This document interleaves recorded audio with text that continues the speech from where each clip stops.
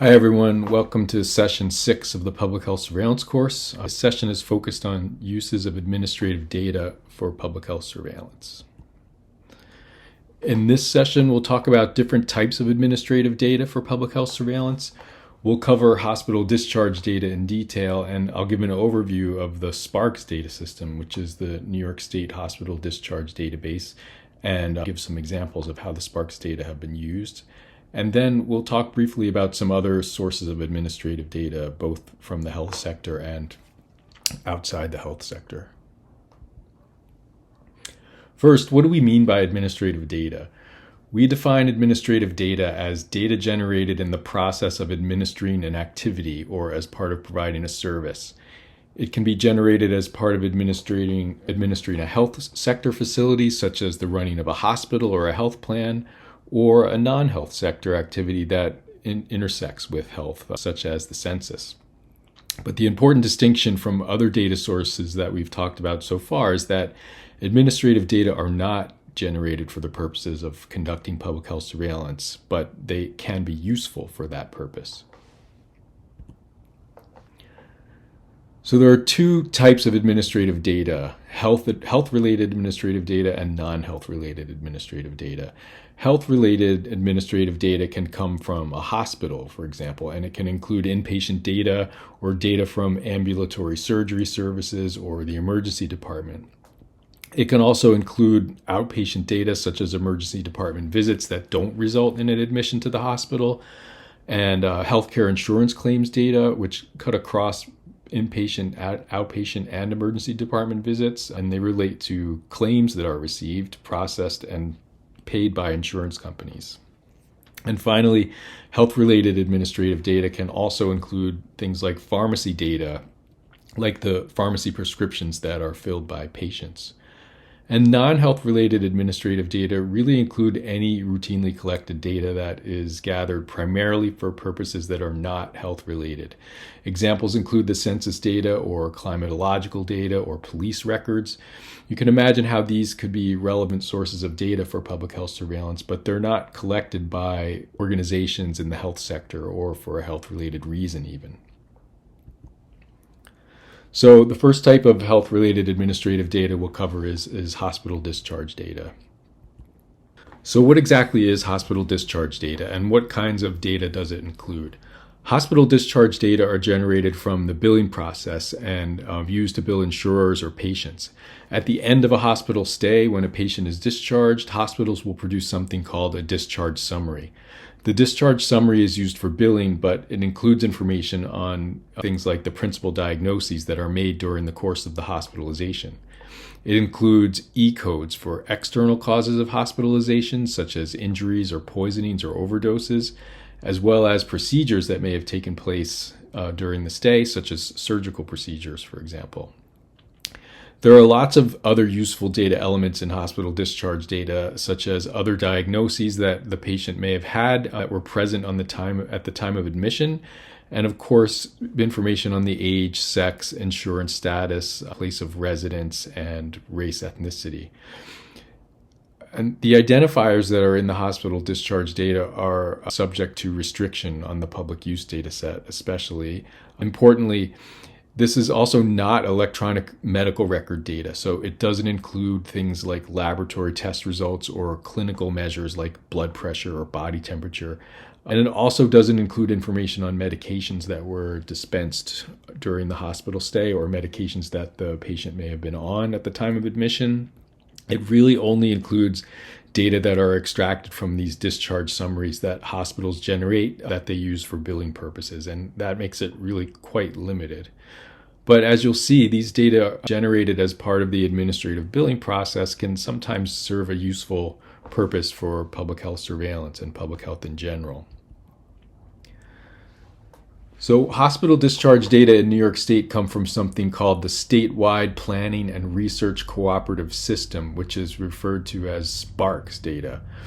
All acute care hospitals in New York State contribute data to SPARCS, and these data are all inpatient hospitalizations in New York State, including among those in New York State residents and New York State and non-residents of New York State.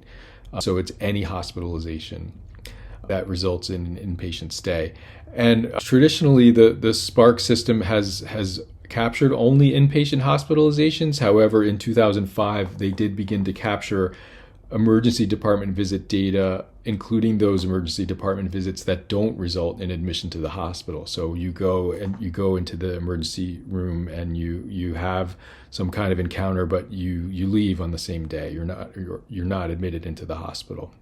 So there were 938,000 hospitalizations at 56 inpatient facilities in New York City in 2021. That number comes from the Sparks patient-level public use data set for 2021. And what I am showing here only includes inpatient hospitalizations. There's an emergency department file as well, but these ED visits are excluded from this data set if they didn't result in an inpatient hospitalization. So each observation in this data set represents an inpatient hospitalization. And so people hospitalized once in 2021 would only contribute one observation to the data set, but people can be hospitalized multiple times. And so a person who was hospitalized 3 times would contribute 3 observations, etc. So the Sparks use public data set includes, as I said, all hospitalizations in New York State. And you can download these data from the data.ny.gov website. And I just want to show a few frequency plots that I've generated from the data set that I downloaded the other day to give you a sense of what's included in there. So here on the left side, you can see a frequency of inpatient hospitalizations by facility. And as you can see, the data set includes both health and hospital or H&H facilities, as well as private hospitals and hospital systems. And on the right here, you can see the distributions of age and gender reflected among the New York City hospitalizations in 2021. And while the variable is called gender on the data set, it's likely really only reflecting sex at birth. In general, sociodemographic data collected by the healthcare system is very limited and often missing or flawed. As you can see, you can see here, this problem, for example, just looking at the race ethnicity variables of the 938,000 hospitalizations that occurred, nearly 40% were classified as having race other than white, Black or African American or multiracial. And this other race category likely includes those hospitalizations for which there was just no information collected on the race of the patient. And additionally, on the right side for ethnicity, you can see ethnicity information was missing for about 14% of hospitalizations. So the poor quality of race ethnicity information, as well as on gender, while perhaps not a big problem for billing, it is, of course, problematic for public health purposes. And it's due, among other things, to the fact that, it's not maybe that important to the people who are generating these administrative data for billing purposes. But the end result is a lack of standardization in the process for collecting that information, including the possible categories and the sources of information, say, on these variables, like whether they get it directly from the patient or patient families, or whether the provider infers information on sociodemographic variables or they assume it. All of this can differ across health facilities and health systems, and that influences the quality of the data in these administrative data sets. So this is an ordered frequency plot of the primary discharge diagnoses, which uses a coding system that's aligned with the ICD coding system. The leading discharge diagnoses among those hospitalized in 2021 were live born, indicating a live birth, and this clocked in at around 94,000 hospitalizations. You can compare that number to the roughly 100,000 births that we saw are happening per year, according to New York City Vital Registration. And you can also think about some of the reasons why the two numbers might not match more closely. Live births were followed by septicemia or a bloodstream infection, COVID-19 in 2021, heart failure, schizophrenia and other psychotic disorders, complications of childbirth, and complications of diabetes mellitus. Because of the flexibility of the coding system, these discharge diagnoses can be aggregated into higher level categorizations called diagnostic related groups, or DRGs. And when you do that, you can see the leading causes of hospitalizations in New York City are diseases and disorders of the circulatory system, pregnancy, childbirth, and the puerperium, newborns and other neonates with conditions originating in the perinatal period, diseases of the respiratory system, which would include things like pneumonia, flu, COVID, and asthma, and so forth. Importantly, the SPARCS data do include birth weight, and I've compiled a histogram here showing you the distribution using these data. It's possible to characterize the frequency of low birth weight, which is about 9.1% in the data set. And as you can imagine, for example, examining trends and determinants of this outcome over time would be, very useful and important. In the SPARCS dataset, you can find information on the length of stay in the hospital, as well as a variable intended to characterize the severity of illness or the severity of the hospitalization, and called APR, or All Patient Refined Severity of Illness. On the left, you can see the histogram for length of stay, and the most common length of stay is 2 days, and it falls off rapidly from there. But the distribution actually has a really long tail, and I've truncated it here at 31 days. But 2%, or about 18,000 hospitalizations, had length of stays that were more than 31 days. And there were more than 800 hospitalizations that were more than 120 days in 2021. This slide shows the frequency of the type of hospital admission, including admission for things like elective procedures. And on the right, you can see the patient's discharge disposition, or where they were discharged to after their stay. For example, they could be discharged to home or self-care, or to a nursing home. And this is also where you will find information on deaths that occurred during the hospital stay, which are listed as having a discharge disposition of expired.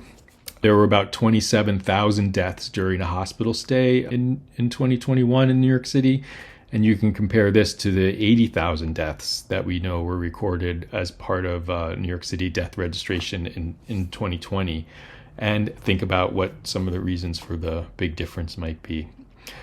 For example, not all New Yorkers who died in 21 did so in hospitals. Some could have been discharged from the hospital prior to dying, immediately prior to dying, and dying at home or in a nursing home, for example. And some could have died in hospitals that are outside of New York City. The last slide I wanted to show is of the distribution of the charges for each hospital stay in New York City in 2021. This is something that is included in the data set for each hospitalization. To be sure, this is what the hospitals billed insurance or the patient for the cost of the stay. It's not necessarily what they were paid for the services they charged. But there's some interesting stats here that include things like the median charge for one hospital stay in New York City in 2021 was $46,000. The intraquartile range was from $24,000 to $92,000. That's to say 25% of hospitalizations cost less than $24,000, and 25% of hospitalizations cost more than $92,000. The minimum charge, which is almost unbelievable, was $3, and the maximum charge, equally unbelievable, is $18 million. And an interesting statistic here is if you add all the charges if you add up all the charges for the 938,000 hospitalizations in New York City in 2021, you get $83.4 billion, or about $10,000 per New Yorker, if you look about at the 8.8 million New Yorkers. So the healthcare industry in New York City is a sizable industry, and this is just the charges for inpatient hospitalizations. There's all kinds of other healthcare that is not even represented here that also is quite expensive. So despite some of the challenges around the data issues in hospital discharge data and in SPARCS data specifically, there are some strengths that are associated with these kinds of data. The first is the low cost. There's really no cost to health departments to generate these data. They're being generated for billing purposes by hospitals, and these data can just be harvested for use by health departments. The data are also population-based. They represent all hospitalizations and emergency department visits that are happening in the state. It does exclude New Yorkers who are hospitalized outside of New York State, but for the most part, this represents all hospitalizations that are occurring in New York, and including, I should have said, people who live outside of New York City that are hospitalized in New York City. You can exclude or include those individuals in your analyses as an indicator for this in the data set. In general, the published studies that have looked at individual conditions have shown a pretty good level of agreement of the discharge diagnosis with information in the medical charts on the diagnoses and the procedures. But this agreement can really be variable by condition. So it's really important to do some validation work for a new condition that hasn't been validated before to see that if the conditions you're studying using Sparks data or hospital discharge data have good agreement or good enough agreement with what's in the medical chart. You can do it like on a systematic sample of patients represented in the hospital discharge data. But if you have good agreement, as is often the case, then it's safe to proceed. But there have been some examples for certain conditions where the agreement between hospital discharge data and actual diagnoses that happened don't agree so well. And there are some key limitations of hospital discharge data that are important to keep in mind. They're subject to variation in admitting practices by hospital and geographic area. The data quality can be variable, especially for those fields that are not directly related to payment. In other words, it's just always important to remember that the reason these data are being collected and the use of the data relates to payment, not to whatever it is that we in public health are trying to do with the data. So we try to make the best of it, but it's important to always remember why they're being collected and generated the way they are. The timeliness is also an issue. There's a 6-month lag for usefully complete data, but the updates do come continuously to the health departments. Finally, it's not necessarily useful for those conditions that rarely result in hospitalization.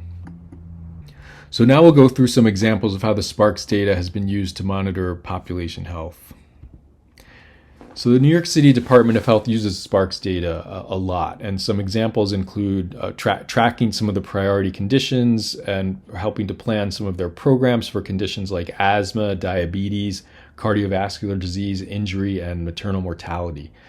The Department of Health also uses the data to gain actionable insights around the health status of special populations, such as the homeless population, and we'll come back to this a few times. They use data to construct neighborhood profiles on, for example, the top causes of hospitalizations. And you can use these data to look at disparities in hospitalization rates and causes of hospitalizations across neighborhoods. One important note is that the City Health Department does not use Sparks data for monitoring the quality of inpatient care at New York City hospitals. You can also imagine how these data would be really useful for understanding the quality of care. But the hospital quality and the quality of care is a very specific activity and responsibility of the state health department, not the city health department. So these data are old, but it's an important example of how New York City has used Sparks data to gain insights related to the health of New York City's homeless population. In 2001, an estimated 0.8% of New York City residents were homeless, and that was based on data from a census that was focused on counting people in New York City who are homeless. And the data in Sparks indicate also whether the person hospitalized is homeless. And so in this analysis of the Sparks data for 2001 and 2002, people who were homeless represented 1.4% of inpatient hospitalizations, showing that they were, very much overrepresented.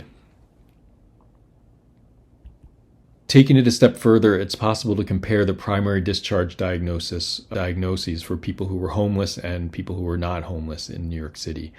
Among the people who were homeless on the left, the 3 primary discharge diagnoses in 2001 and 2002 related to drug use, alcohol use, and mental illness.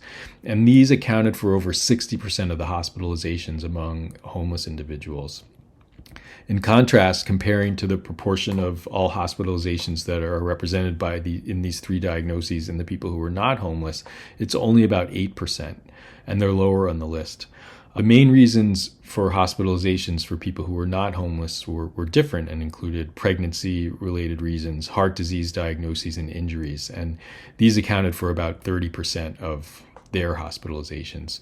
So these data can lead to useful insights about the ways to both plan for and address some of the health priorities and healthcare-related priorities of the city's homeless population, in order to help prevent hospitalizations and other undesirable outcomes going forward. And we'll come back to another example of hospitalizations and health outcomes in the homeless population in New York City. But here's an example of how hospitalization data from Sparks is used by the health department for their community health profiles. Here on the left, they're comparing the outcome of something called avoidable hospitalizations among adults. And these are hospitalizations that could be avoided or prevented if adults had access to quality primary care for conditions like diabetes, HIV, or high cholesterol, hypertension. You can see that the rate of these hospitalizations in central Harlem was more than twice that of Manhattan, shown by the light blue bar, and also much higher than the citywide rate for all 5 boroughs. So using hospitalization data this way characterizes the population health of neighborhoods, identifies and quantifies health inequities, and sets the stage for drilling in more deeply on, in this case, the specific causes of and groups most at risk of avoidable hospitalizations and gaps in access to primary care. On the right side, we see a similar type of graph for the outcome of fall-related hospitalizations in adults over age 65 years, showing that Central Harlem actually has a lower rate of these kinds of hospitalizations in Manhattan and NYC as a whole. Lower rate than Manhattan and New York City as a whole. So you can see how these kinds of data can be really useful for a surveillance system that was focused on, say, severe fall-related injuries in elderly persons. So hospital discharge data can be really useful for community health profiles and identifying the health priorities that are specific to a given neighborhood or community. Since we're talking about neighborhood, there are some considerations around geographic specific analyses to keep in mind, or geography specific analyses. The Sparks data are, of course, geocoded, and while patient address isn't available in the public use data because of privacy reasons, it is available to the state and city health departments, and this allows precision geocoding of most of the hospitalizations. When doing geography-specific analyses, it's important to consider the degree of homogeneity around access to healthcare in hospitals. People may not use the hospital also that is most proximal to their residents. So what data should be used for denominators? In New York City, the United Hospital Fund, or UHF neighborhood, is commonly used, and that's based on zip code aggregations. It's 42 different geographic areas based on about 200 different zip codes. And while the UHF data does make it easy to link to other data sources, such as the Community Health Survey, that UHF construct might be less meaningful to New Yorkers than other neighborhood designations. It doesn't overlap necessarily with their sense of neighborhood the way that community districts or zip codes often do. And finally, a note about statistical precision for analyses. While you can get a very fine level of geographic specificity, a good rule of thumb is that you also need about 40 to 60,000 people in the denominator for a health outcome frequency of about 20 events per year. But the best denominator data might not always be available. The Sparks data are annual, and the census is conducted every 10 years, for example. It's that decennial census that provides the small area estimates around demographic components that you need for computing and age-adjusting rates. In between decennial censuses, there are intercensal estimates of the population that you can get. They're generated every year, but they're only available down to the county level, which in our case means the borough level in New York City. Tax returns can be used to estimate the extent of things like internal migration within New York City annually, but there's also concerns about the accuracy of these data. And finally, I'll just note for chronic disease-related hospitalizations, instead of, or maybe in addition to census data, you can use geography-specific estimates on the number of people estimated to have the condition as the denominator. And those are data that might come from a surveillance system or a survey, for example. And as an example of that approach, you can see on this slide on the left that we have the prevalence estimates of diabetes from the Community Health Survey by United Hospital Fund neighborhood. These denominators can serve as the denominator for calculating hospitalization rates, for example, instead of or in addition to the census. Of course, with all rates, you always need to worry about people in the numerator being counted in the denominator. This sort of works in the case of diabetes, but it does assume that most of the people hospitalized with diabetes would have been previously diagnosed or prevalent cases of diagnosed diabetes. That's how they would be counted in the Community Health Survey, for example. On the right side of the slide is the diabetes hospitalization rate using census data as the denominator. As you would expect, these two maps overlap pretty well. But to me, a next step, which the health department hasn't done yet to my knowledge, is to use the denominator from the map on the left to make another map, which is the rate of diabetes hospitalizations per 1,000 people living with diabetes. This would get at the issue of access to quality care and avoidable hospitalizations that we were talking about earlier with the community health profiles. There's another reason why it's sometimes important to factor in information on the denominator of people living with the health condition under surveillance when it's available, and that relates to interpreting trends.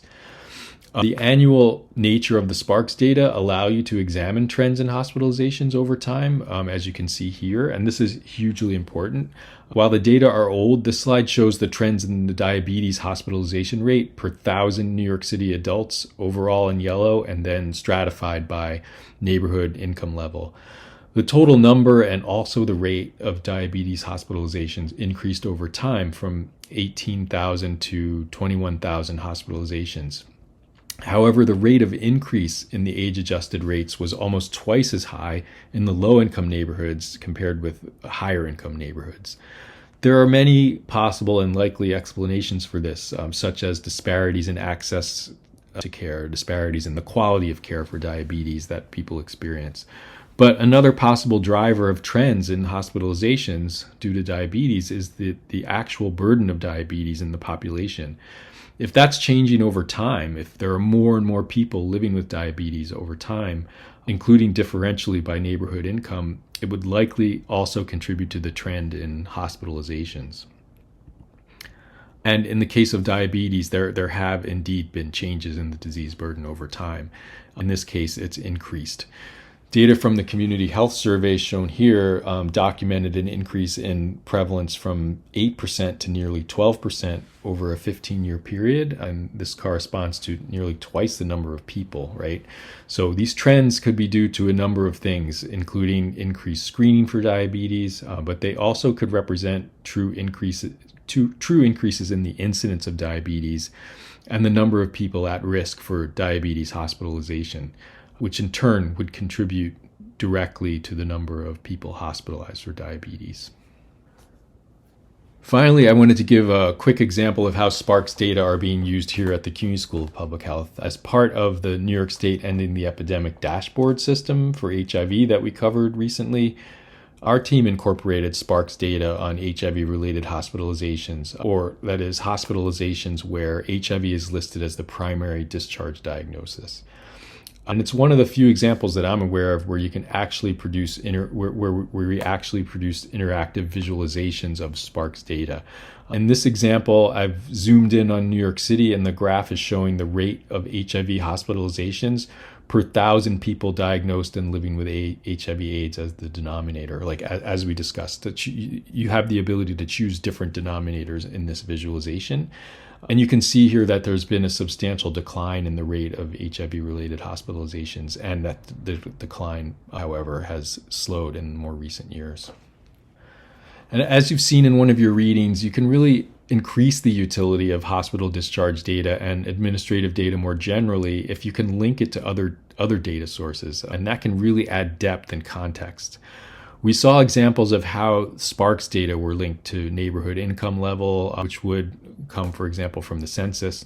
But you can also imagine linking hospital discharge data to death certificate data from vital registration or to disease registries, which could greatly enhance the utility of the Sparks data. For example, there's an hemoglobin A1C registry for diabetes care in New York City, which would be very interesting to match with the Sparks data to help understand more about inequalities in access to care and quality of care. And there's also the HIV registry, which would help provide similar insights related to HIV/AIDS in New York City. So hospital discharge data are a key source of administrative data for public health and for public health surveillance of conditions that result in hospitalization. But there are other key sources of health-related data that I'll just briefly highlight. There's also private healthcare plan data, and these private healthcare plans can include some of the Medicaid managed care programs. These would be like claims data or other sources of data that could potentially point to healthcare quality. In fact, the health plan employer data and information set, or HEDIS, has developed some standard measures to help monitor the quality assurance of care, and they use administrative data as well as electronic medical record data and chart review data and base their indicators on some standard definitions that monitor healthcare quality. All of these can be useful to compare the quality of health outcomes across providers and across health plans, etc. So just to give you a sense, I'm going to cover a few examples of healthcare claims data. Importantly, these are very different from hospital discharge data. Hospital discharge data are for all people admitted to or cared for in a given hospital facility, whereas healthcare claims data are data from health plans, for example, Medicare or Medicaid, or a private health insurance plan such as Emblem Health or Blue Cross Blue Shield, Aetna, or Cigna. These represent the claims that are submitted by healthcare providers and patients for services provided that were paid for by those plans. So even people who are cared for at the same hospital, if they're in a different health plan, they won't be in the same claims data set. The claims data are sort of payer specific. But the claims data process is also a purely administrative one, similar to hospital discharge data. The claims information contain information on primary diagnoses and procedure codes. And importantly, they include claims for both inpatient and outpatient services, as well as prescription claims for medications, which we didn't see in hospital discharge data. Also, it's possible to glean information on comorbidities and pre-existing conditions from the claims data. So this first example uses claims data on the outcome of cardiac arrest among Medicare beneficiaries. Their objective was to evaluate trends in the incidence of heart failure across risk factor strata. And they basically identified Medicare beneficiaries with no evidence of prior heart failure and followed them forward in time to look for Medicare claims that are consistent with heart failure. In general, longitudinal studies can be tricky in healthcare claims data in the US because people can move around and move in and out of different health plans. But with Medicare, at least, everyone over 65 is represented, and even if you move from one state to another. But in their analysis, incident heart failure was defined as one or more inpatient heart failure claims or two or more outpatient heart failure claims among those without a previous diagnosis of heart failure. And they showed that the incidence of heart failure declined over the course of the study period. And here they showed the trends stratified by comorbidities, which they gleaned from the claims data. There were some substantial differences in the incidence of heart failure by presence or absence of different risk factors, such as hypertension, diabetes, and obesity. However, absent from claims data and also hospital discharge data is information on behavioral risk factors like smoking or alcohol use, just not available in the claims data as a rule. But things like you can get creative. There may be information on prescriptions for a smoking cessation drug available or a diagnosis of alcohol use disorder. These would be obviously not everyone who smokes or everyone who uses alcohol and their levels, but it could be a way to get at these risk factors that are more behavioral using the claims data. So the other important point is these data are only based on claims data. So unlike what you could do using actual health records like electronic health records or medical records, with claims data, it's not possible to verify that a beneficiary actually had heart failure or not, or whether they had a comorbidity or not. And that's one of the major limitations of claims data. It's probably correlated, but there can be misclassification. And here's another example of a CUNY-related application of using claims data. Amanda Kong, who was an epidemiology doctoral student with us a few years ago, used Medicare claims data for her dissertation. And she was interested in the issue of comorbidities among older people living with HIV in the US and used a claims database called Truven Health. And in the top figure, she compared age-standardized prevalence of different comorbidities among Medicare beneficiaries with HIV versus those without. And on the bottom graph, among Medicare beneficiaries with HIV, she looked at sex differences, comparing the prevalence in men versus women.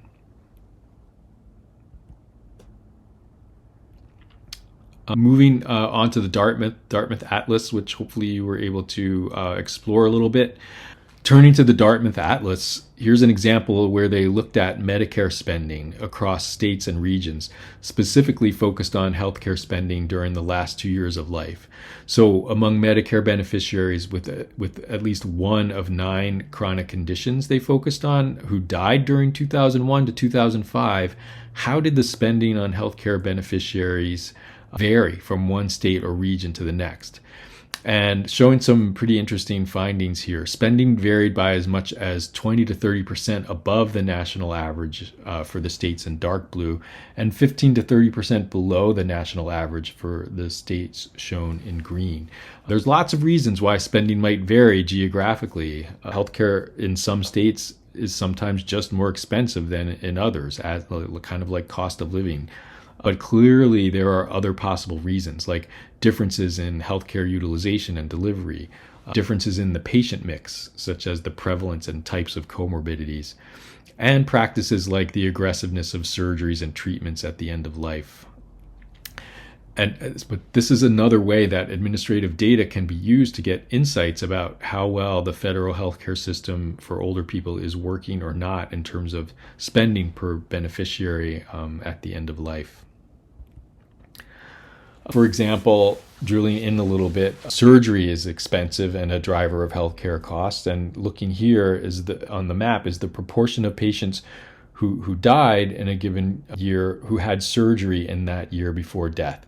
And you can see that there's substantial variability by geography, ranging from 11% in some of the lighter colored areas to 34% in some of the darker colored areas. And this slide compares the end-of-life care among Medicare beneficiaries in 2 cities, Manhattan, New York on the left, and Salt Lake City, Utah on the right. Manhattan ranks near the top percentile for the proportion of people who were hospitalized in the last 6 months of their life, as well as for the number of primary care visits, the proportion seeing 10 or more physicians, the proportion with ICU admissions during terminal hospitalization, ICU days in the last 6 months before death, just to give you a sense. And Manhattan ranks near last in the percent of patients enrolled in hospice care during the last 6 months of life. Now compare that to Salt Lake City on the right, where things are almost flipped. The Medicare beneficiaries who died in Salt Lake City had among the highest proportion enrolled in hospice, much lower in terms of ICU days and ICU admissions and multiple physician visits in the last 6 months of life. So really different, and you can get a sense of how it can differ from one setting to the next around the US with these kinds of data. It's possible to say, it's not necessarily possible to say whether one or both settings has it going more correct than the other in terms of end-of-life care, but it does demonstrate how administrative data can be used to look at variations in how care is delivered, and that can lead to insights and hopefully inform progress towards additional studies that need to be done, or maybe even more efficiency and strategies to improve the efficiency and better health outcomes through evidence-informed changes to policies and practices in healthcare delivery. So I hope these examples give you a sense of some of the ways that health-related administrative data can be used. But before we wrap up, I want to turn to some examples of non-health related administrative data that can be useful for public health surveillance, and these will all be from New York City. We've covered a lot of examples of administrative data from the healthcare sector, but there's lots of data generated in all sectors of society, and there are examples of administrative data that are important for public health among them. They're not necessarily generated by or emanating from the health sector, but they're useful to us nonetheless. For example, 311 call data. The 311 system is for all kinds of things, not just health-related things. But some of the reasons for calls include things that are health-related, like pest or rodent complaints or requests for smoking cessation assistance. The call reasons are all coded and geocoded and systematically characterized and, importantly, made available as a public use data set of every 311 call.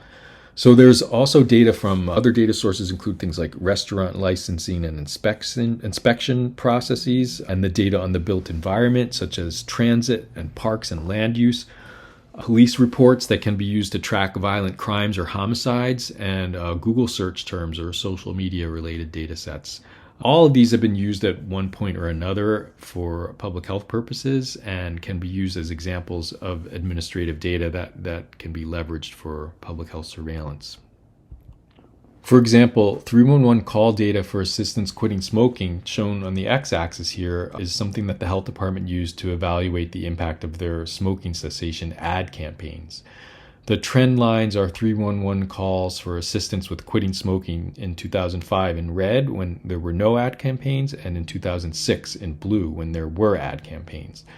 The blue bars show the timing of the ad campaigns and also reflect the number of people who were likely exposed to those ad campaigns through ratings. And the advertising campaigns that were happening in 2006, you can see that the blue trend line for 311 calls for smoking cessation varied in tandem with the advertising campaigns.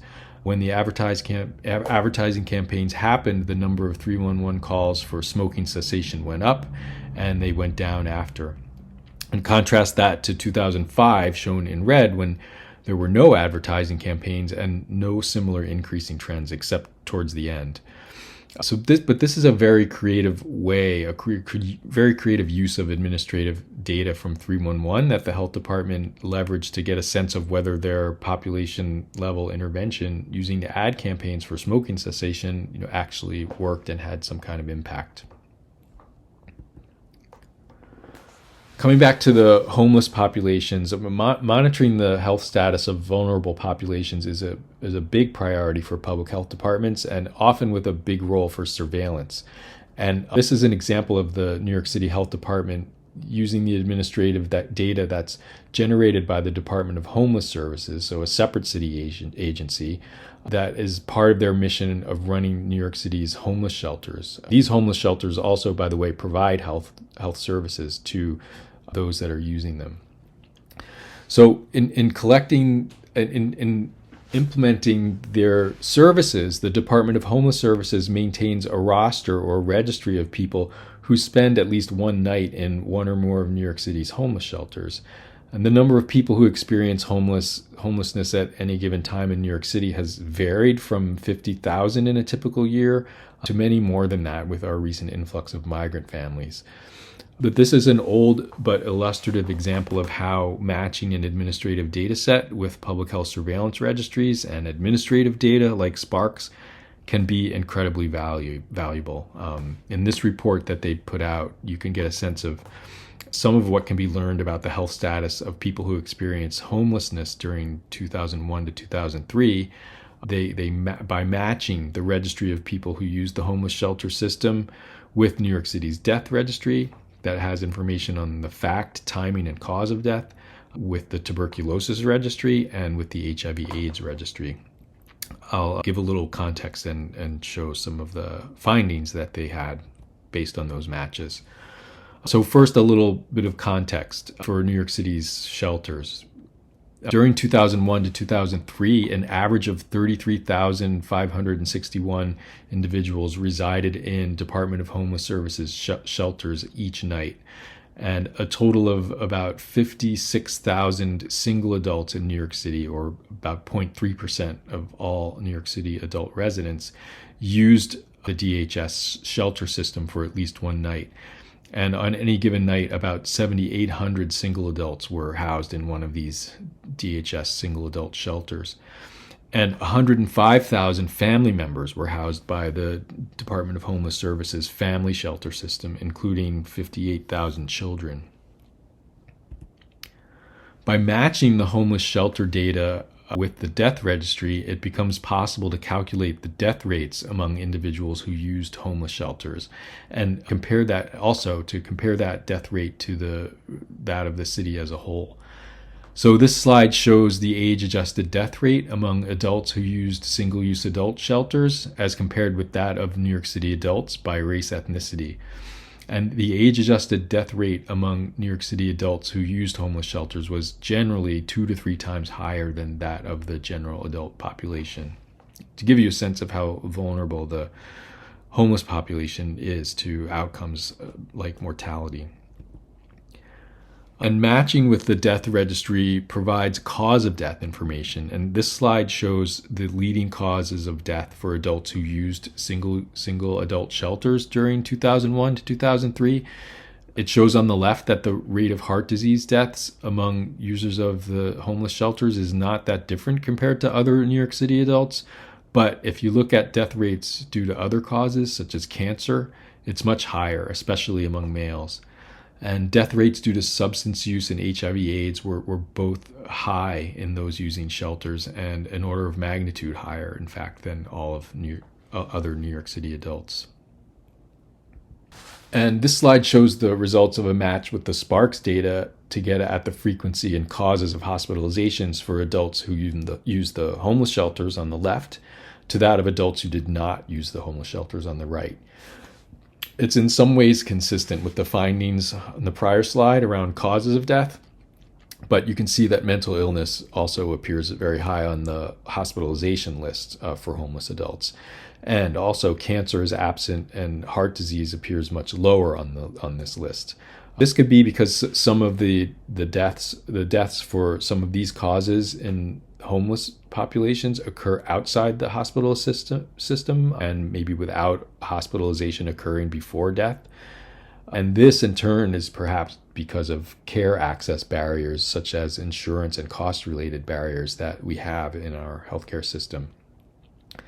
But as you can see, leveraging administrative data in this example can uncover and even quantify the unmet need for specific health issues in people using homeless shelters, which themselves provide health services.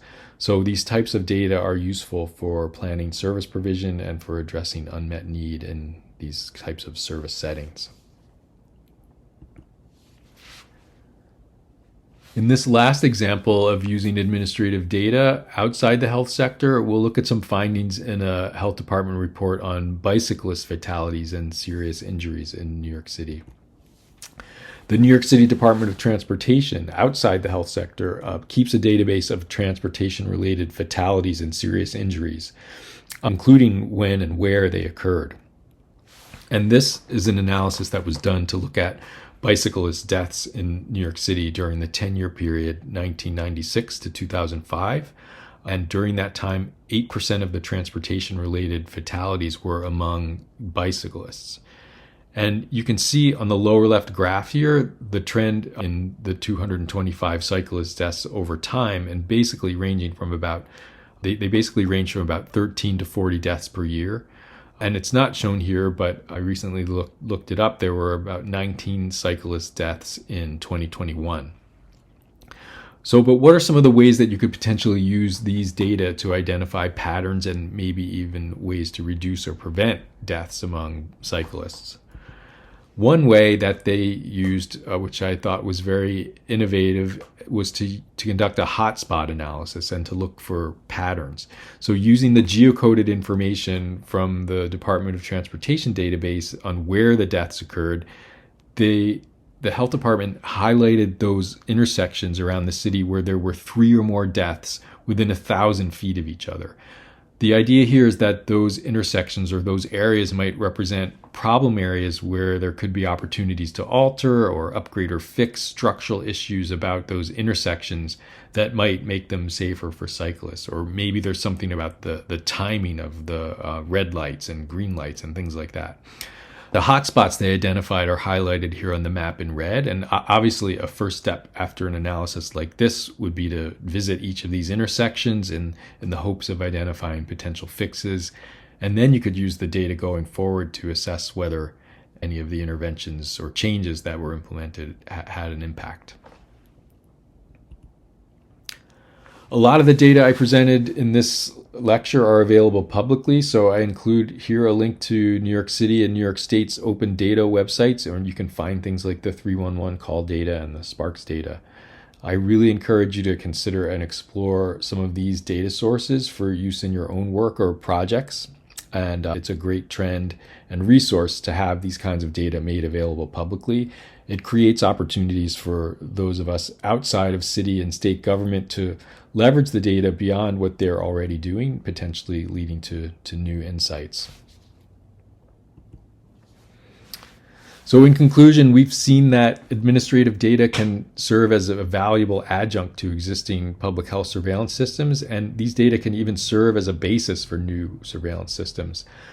Another plus is that they generally don't cost a lot to use if the data are already being generated for administrative purposes. So they really only cost the health department the time and resources needed to analyze and disseminate them.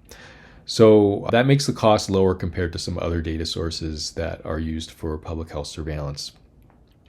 Even more opportunities we saw can arise when using one administrative data source in combination with other data sources, including surveillance systems that might otherwise be kind of siloed in their particular, health area.